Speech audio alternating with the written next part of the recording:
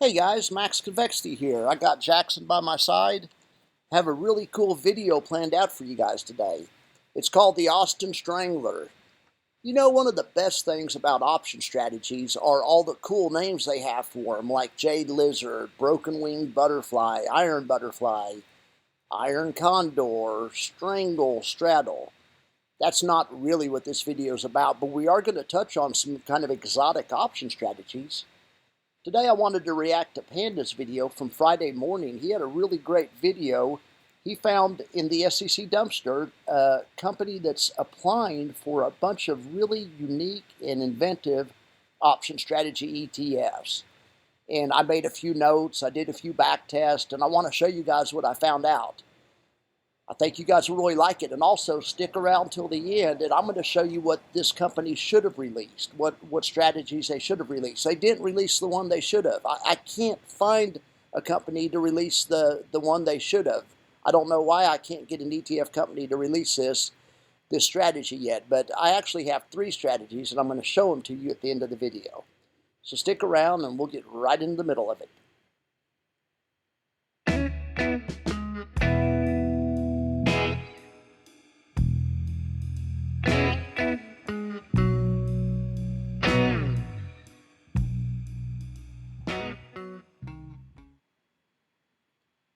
All right, let's talk option strategies here. We're going to get kind of in the weeds, and some of these option strategies are pretty exotic and have different qualities, but I like to compare them, and I like to use the short put, the strategy that Defiance uses, as a baseline. That is in my opinion, the best way to gather income is by selling a put, an in-the-money put. And I think the back test bears it out. I don't think any other back test we see will top these numbers. 72% win rate, premium collected $4,000, profit per day is good. I mean, anyway, and this right here is why Jay and them can afford to pay, out of future earnings. They know there's going to be future earnings. This strategy has a huge edge. Even if they don't win this month, they know they'll win next month or the next month. I mean, it's just the way it works. This is a big time winning strategy. And strategy, I mean, the test goes all the way back to 2006. Okay, but let's talk about the new ETFs that have been applied for. So the first one is called the Themes S&P 500 Dual Option Income ETF. Okay, so if you read the investment objective, it says it seeks current income. It never mentions capital appreciation, and I really don't think any of these do. Maybe one of them do, but these don't have a dual mandate like the Defiance ones do. These don't. These are just about current income. So, do with that is what you will, but these, unlike Defiance, where you do get some capital appreciation, at least in theory, that's not even promised even in theory here. Okay, the first strategy is called a short strangle. That's why they call it a dual options income ETF, because a strangle is 2 positions. It's where, instead of just selling a put like Defiance does, it's where you sell a put and a call.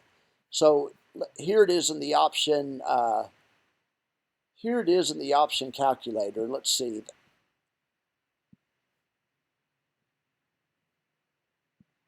All right, that's what a strangle looks like. You sell a call above the market. So in this case, I just chose 17,700, and you do a put under the market. Now, if you've watched my daily updates, on the Defiance funds, I'm always saying when you sell options, wherever the strike price is, that's where you want the market to go. The strike price is your max profit. Okay, perfect.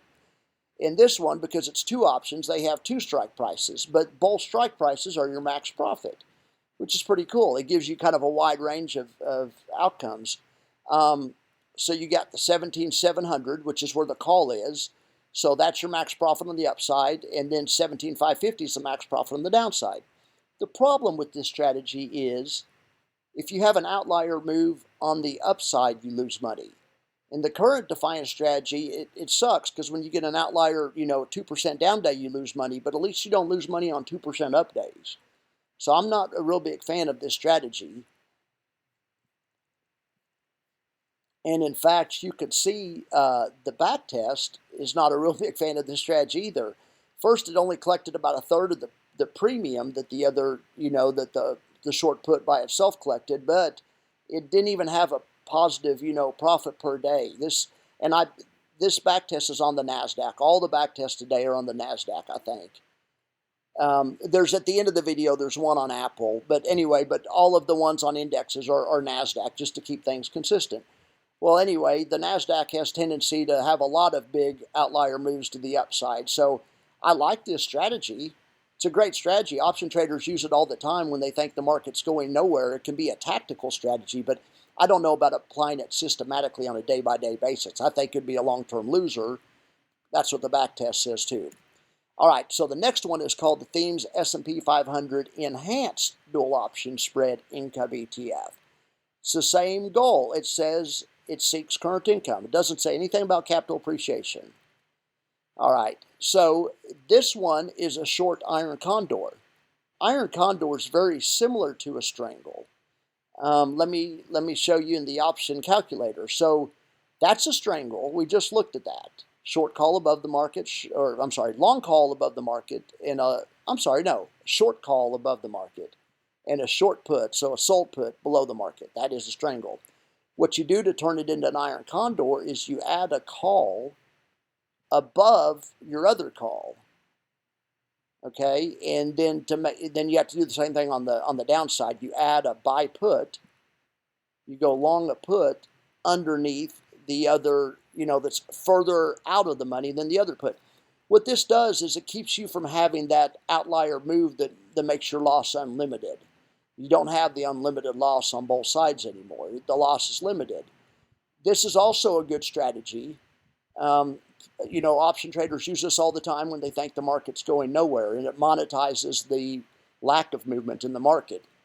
Summertime, lots of times, is a good time for this strategy. Sometimes June and July can get pretty boring. So, this is a summertime strategy, in my opinion. All right, so let's look at the back test.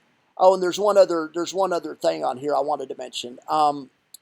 You see up here it says stop loss, and it says S% of the debit or credit, and I put 200. This, in the prospectus, they do use 2 times the width of the strike price stop loss. Okay, so I put that in the back test, and sure enough, this tests out pretty good. I mean, you don't get as much premium as you do in either of the other 2 strategies, as the short put or even as the strangle.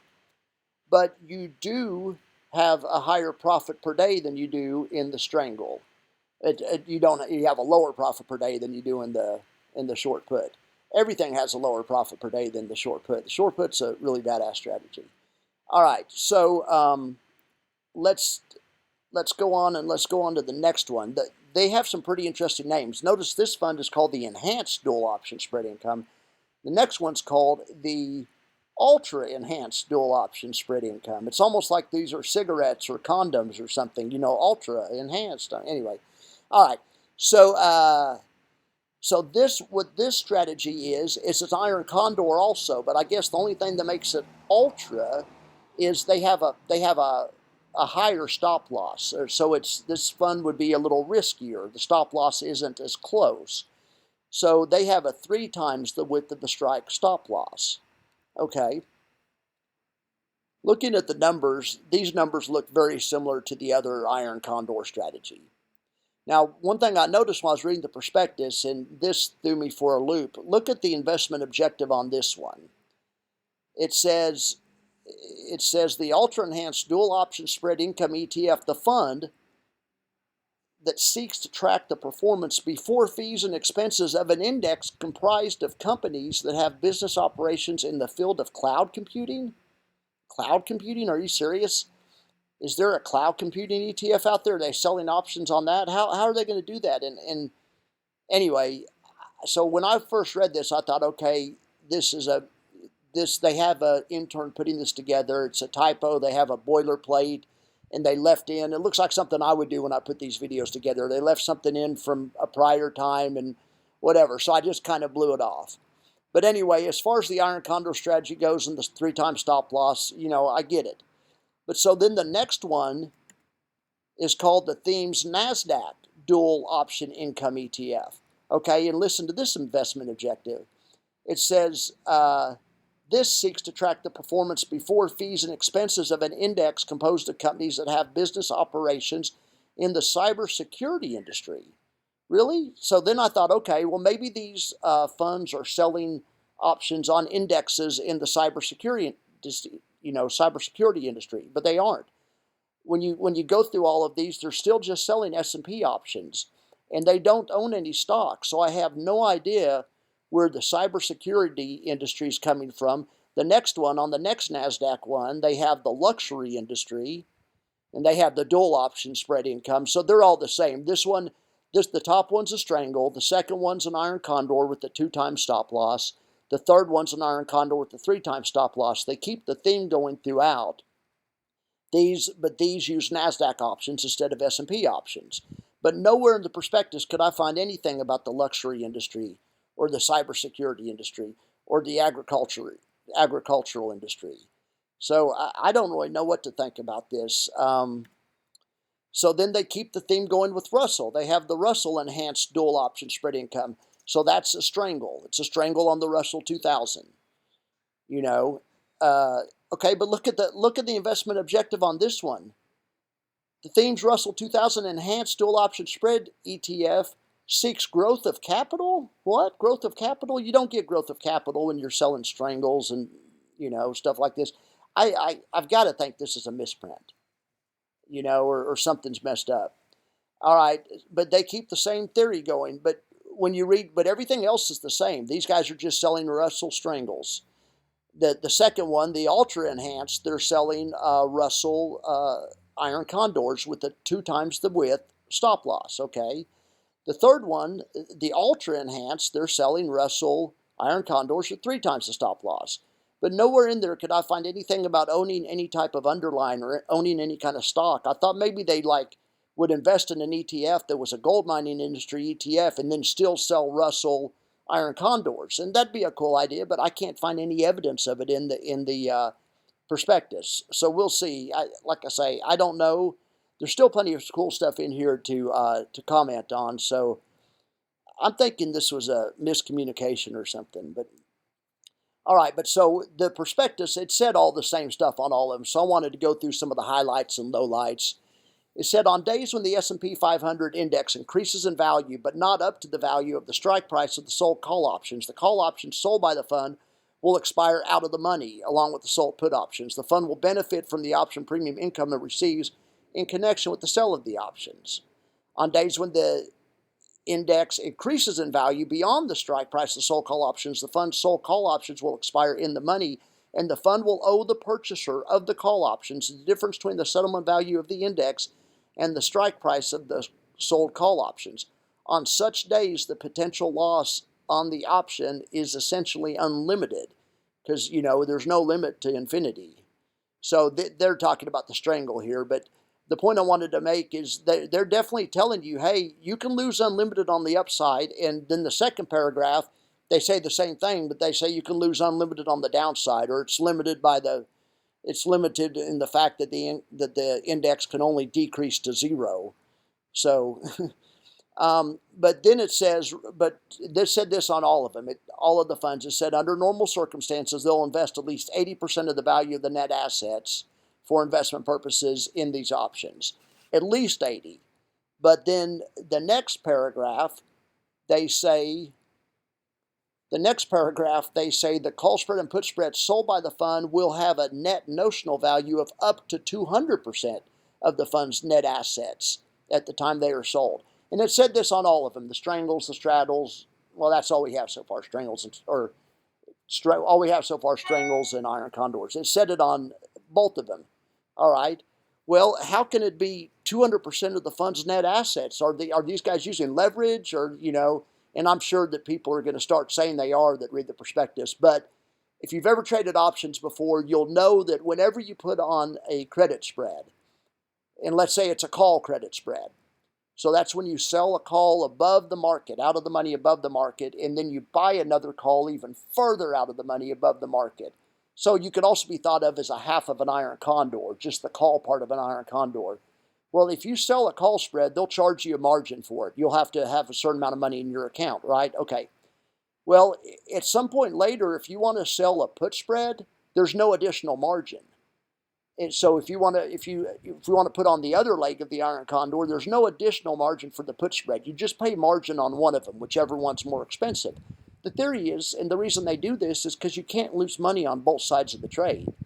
You know, if they have the same expiration date, they have to have the same expiration date, and the strike prices have to be apart from each other. You can't have one anyway. But you can put on the other side of an iron condor for no margin. So that's how they come up with this 200 net notional value. Even though they can put on a 200 net notional value in these type of option spreads, they can only lose 100%. So that's just something I wanted to say. Now, some other things they mention in here, they aren't responsible for black swans. Listen to this one. All the funds say this. Defiance says this. Everything says this that I've seen. I was reading FEPI the other day. FEPI says this same clause. The fund will seek to employ investment strategies regardless of whether there are periods of adverse market, economic, or other conditions, and will not seek to take temporary defensive positions during such periods. So, I get this question all the time. If the market's going down, why don't they just close the day early? Why don't they just not sell a put that day? Why don't they just buy more puts behind it for protection or something, which is not a bad idea, but that's just not the mandate in these funds. These funds are systematic. They're just trying to bring in premium regardless of the circumstances. And these new funds are going to be no different than FEPI, no different than Defiance. They all have that clause in there. It's just important for investors that invest in these funds to realize that these funds are actively managed. And that's the question I get. I get that lots of time. Okay, well, these funds are actively managed, so when the market enters a downtrend, why don't they just not sell the put that day? Like I say, it's not a bad idea. And as a private trader, that's exactly what you would do. You aren't going to sell a put when you think the market's going to crater or when the market's cratering. Heck no. But that's not the way these funds operate. They're systematic. They're just trying to gather yield. And something else I thought was important is said the fund intends to make monthly distribution payments to shareholders. All these prospectuses always say that too. Sometimes you'll hear a YouTuber say that the Defiance has promised too much money or whatever. They don't really promise money. They intend to. And that's the same thing with all these funds. Now, a lot of funds, I'm doing a video right now. I'm writing the video on QQQI, and it's in the same family as SPY-I. And I really like those funds. And the main thing I like about it is they are really into tax loss harvesting and being efficient with tax dollars. These funds aren't efficient with tax dollars, and they tell you right here in the fine print. I don't have to read it for you, but they basically say you're responsible for your own taxes, and they don't give any promise for any kind of tax efficiency. Whereas on the QQQI prospectus, they do, and they absolutely try to maximize tax efficiency and stuff like that. So these funds right here, even more so than the QQQI, these funds right here would probably be better or even necessary to put in a tax deferred type account, because these are not going to be tax efficient at all. All right, so then so that ends it on the that there's 9 funds there. There's 3 S&P, 3 NASDAQ, and 3 Russell. That ends it with the index funds. Well, I guess there's one more index. This is an index fund too, and then we're going to get into the covered call ones. But that ends it with the daily funds. This is an index fund also, but it's weekly. This is called the Themes S&P 500 Dynamic Covered Call ETF. Okay, the investment objective is they seek to track the performance before fees and expense of the S&P 500 Dynamic Volatility Covered Call Index. Okay, that's good. This is a cool index, and I like this. Out of all the ones I've seen so far, probably out of all the ones they're introducing, this is my favorite one. This is going to be a good fund. They use weekly options, and they have some cool twists to it's not your basic covered call strategy. It has some cool twist to it. All right, but if you look, first of all, at the returns are very impressive. A 10-year return of 12%, I mean, that's incredible. 5-year return of 14%, 3-year return of 9%, 1-year return of 17%. I mean, the way they do the strategy with the covered calls, the dynamic covered calls, the way they do it, they leave a lot of upside available to be had. It's similar to SPY-I. SPY-I and iSpy also have a lot of upside they can get, but I think this is going to be a good one. I like this one. Here's a chart of this isn't of the fund. The fund hasn't been around that long, but here's of the index that the fund's going to try to mimic. So, here's a chart of it, and you can tell all the upside. If you look at like QYLD and XYLD around the time of COVID, it took them forever to recover, after the COVID drop, because they sell those at the money options and they get just virtually no upside. Anyway, this fund, you can tell by how quick it recovers just by looking at it. I always look at how quick they recover off the COVID, off the COVID lows, and this is way faster to recover. This fund has way more upside.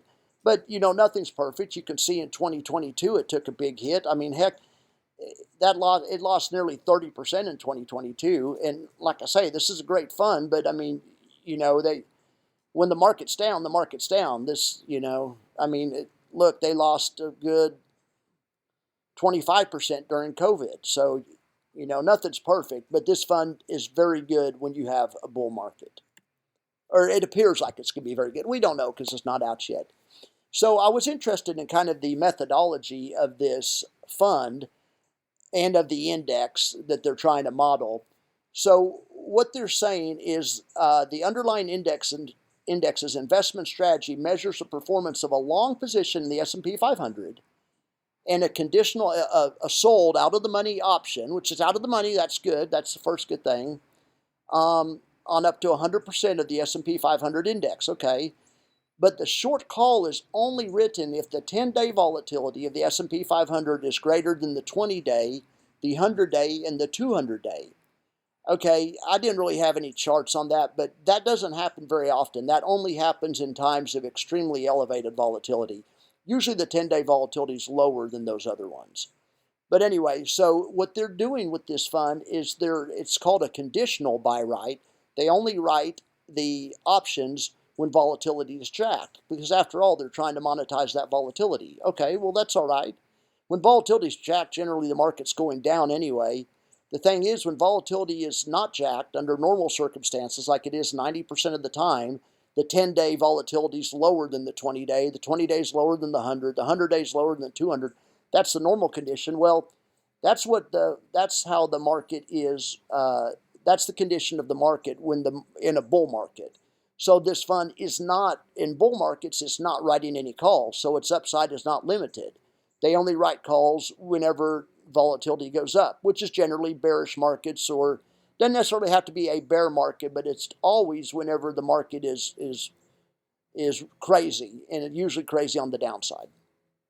All right, so I like this strategy. It doesn't cap the upside during bull markets. That's a heck of a feature that none of the other funds that I know of have. This one's really cool. There's some other funds that do attempt to do that in other ways. I always talk about QYLG. It's a great fund. What they do is they only sell calls on half of the S&P 500. So they have half of the S&P 500 to appreciate unlimited. So there's other strategies to get more upside, but I think this is a pretty unique strategy. All right, so let's see what else I wanted to tell you about here. Well, they rebalance every week, so these are weekly options. But yeah, this is just a great idea. I like this fund. I didn't really have a back test I could show you on it, but I think that's going to be a good one. That's going to be one to watch out for. Okay, so then they have some single stock ones. And I didn't go into all the single stock ones because I don't want this video to be an hour. They have like 8 of them or something. It's on the next slide. There they are. Here's all the single stock ones. They have Apple. They're going to have Amazon. They're going to have Coinbase. They're going to have Google. They're going to have Microsoft. They're going to have NVIDIA. And they're going to have Tesla. Those are great ones to do. They have high volatility and stuff. I'm not knocking the single stock ones, but you guys have heard me talk about single stock risk, and I'm just not a huge fan. It doesn't mean there's not a place in people's portfolios for these, potentially for these funds. Anyway, so on the Amazon one, what did I want to show you guys? Oh yeah, just the investment objective. It sinks current income. Unlike YieldMax and unlike Defiance, it never mentions capital appreciation. Just for what that's worth. All right, so on this, I wanted to show you guys the fund strategy is designed to have approximately a weekly unleveraged 100% notional downside. So I would just want to tell you it's the same as Defiance. In other words, if the NASDAQ went to zero, Defiance would be broke. That fund, QQQI, would be out of money. They have like 270 million right now, and it would be gone. And that's the way that these funds are designed. When they have 100% coverage, they also have 100% coverage on the downside. So these funds also write puts instead of writing calls. That's the only difference between these new funds and the Yield Max funds. The Yield Max funds do call options. And I've mentioned before that I like call options on single stocks better because single stocks have, especially these stocks that are real high flying that go up all the time, like NVIDIA, they have huge call skew. The calls are priced way more expensive than the puts. So when you're trying to sell something to monetize, I like to monetize the call side of it. I really don't understand why this fund's doing the put side of it. I will say that when you do a put strategy, you only need one option, and it does the same work of three options. When you do the call strategy, you either need to own the stock and then sell a call, so that's two positions you have to have. But the way YieldMax does it is you have to own two options to simulate the stock and then sell a third option. And it's a great strategy. I'm not knocking YieldMax, but I could see maybe this fund could maybe charge like half the, or they should charge way less expense ratio because it's way easier to monitor one option than three options. But other than that, I don't really understand why they're doing why they're selling the puts, other than maybe just to be different. So I ran a back test to see if the back test would back up what I say or not. So I just used Apple, and I did a weekly covered call strategy where somebody just bought the stock and sold the call, sold an out of the money call, and it made $2 per day. Okay, so then I did the same thing with just a short put to see how it would do, and it made $3 a day. So maybe I'm wrong. Maybe selling the put is better. I don't know. Just my feeling on it is, as a private trader, I would always rather sell calls on stocks like NVIDIA and Apple and these high-flying tech stocks. I would always rather sell calls for no other reason, just because of the skew. But anyway, we'll keep an eye on these short put single stock funds. They might be interesting. Something else I always talk about is a short put is synthetically, an in-the-money short put is synthetically the same thing as an out-of-the-money covered call. So they're probably going to be very close to the yield max strategies. All right, so here's the rest of the pack. I already showed you guys those. Those are coming out. I'll definitely keep an eye on them. It's good to have alternatives, for sure. All right, now this one is really interesting also to me. This is the VIX Option Income ETF. All right, so investment objective here is seeks current income. Okay. Then I would understand that. And it says to implement this strategy on a weekly basis or more frequently, the fund will sell put options on the VIX index that are either out of the money or at the money, but not in the money. Okay, so that's fine. So these guys are going to sell put options. Okay, that's actually a good strategy. Selling up the VIX is inverse to the S&P. When VIX is up, the S&P is down. So selling a put option on the VIX would be similar to selling a call option on the S&P. All right, so here's the strategy. I ran a back test on it on a weekly, just selling a weekly put on the VIX, and it back tested all right, I guess. It didn't give much premium, but the VIX is a smaller contract than the NASDAQ, so you can't compare the 4,000 number to the 100 number. But I should have done percentage on premium collected. It would have been more meaningful. I'm sorry about that. But in any event, this strategy is probably a fine strategy. My back test shows that it does have some positive expectancy, so that's good. We'll have to see about this strategy. All right, so now's the fun part. Let's get into the options lab here. Let's show you the max convexity spread. Oh my gosh. All right, so here's the max convexity spread.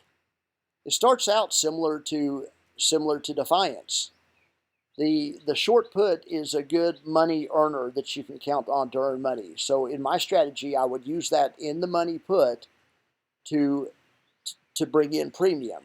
But the thing I would do different is I wouldn't just have an in-the-money put. I would add a put underneath it. So I wouldn't have any unlimited loss on the downside. Something like that. I would do something like that on the max convexity spread. You sell a put and you buy another put further out of the money.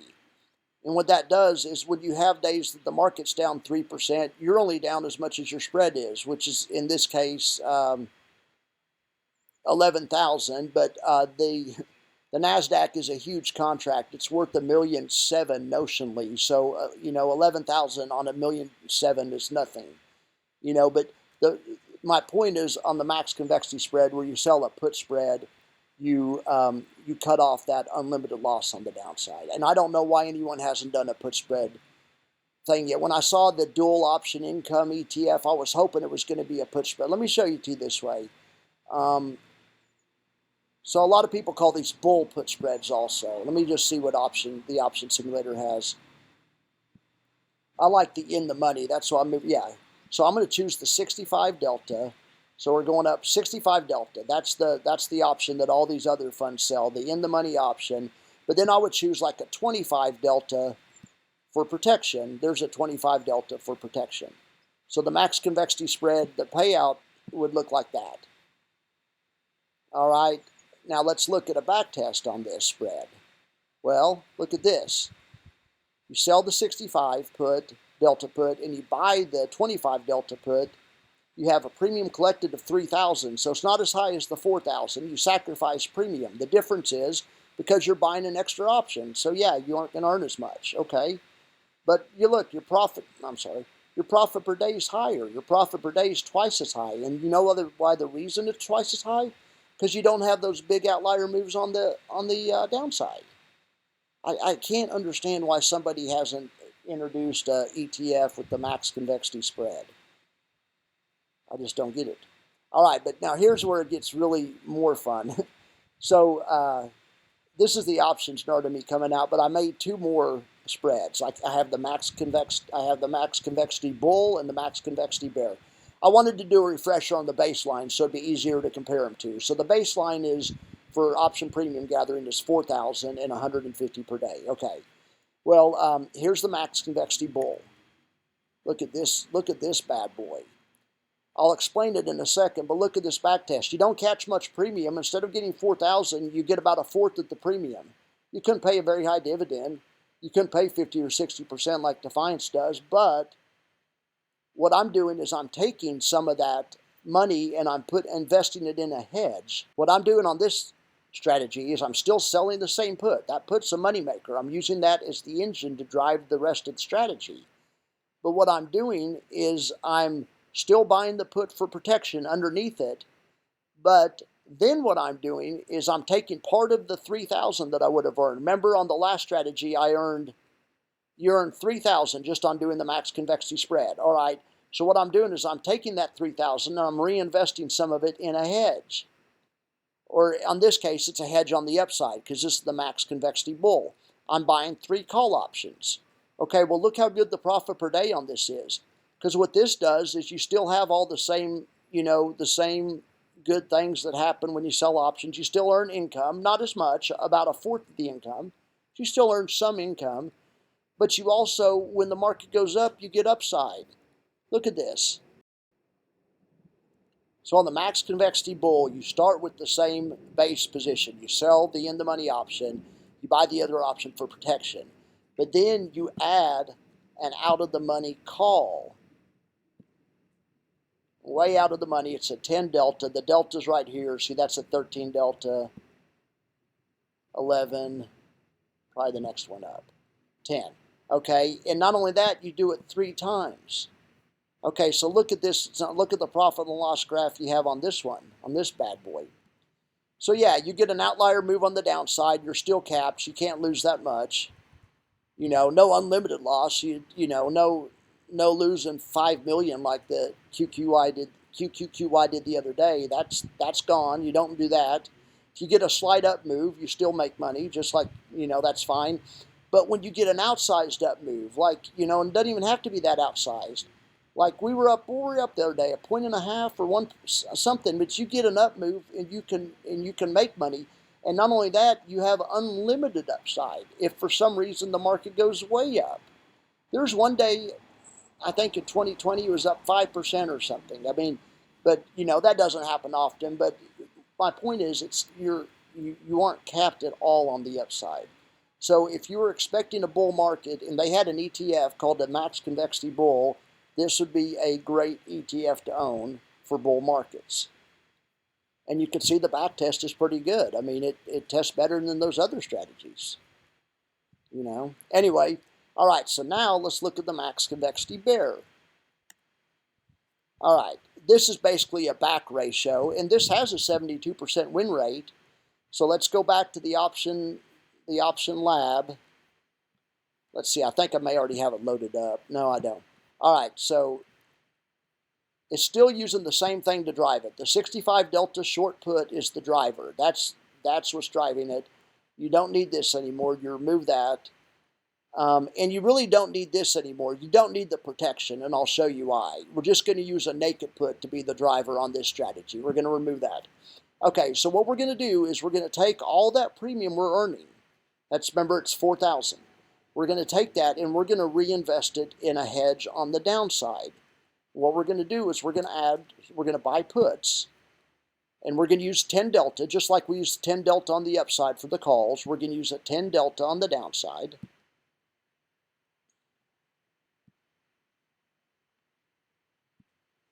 If you want to learn about delta, come join me in my option basic class. I'm going to have a course tomorrow on the Greeks and what delta and theta and what they all mean.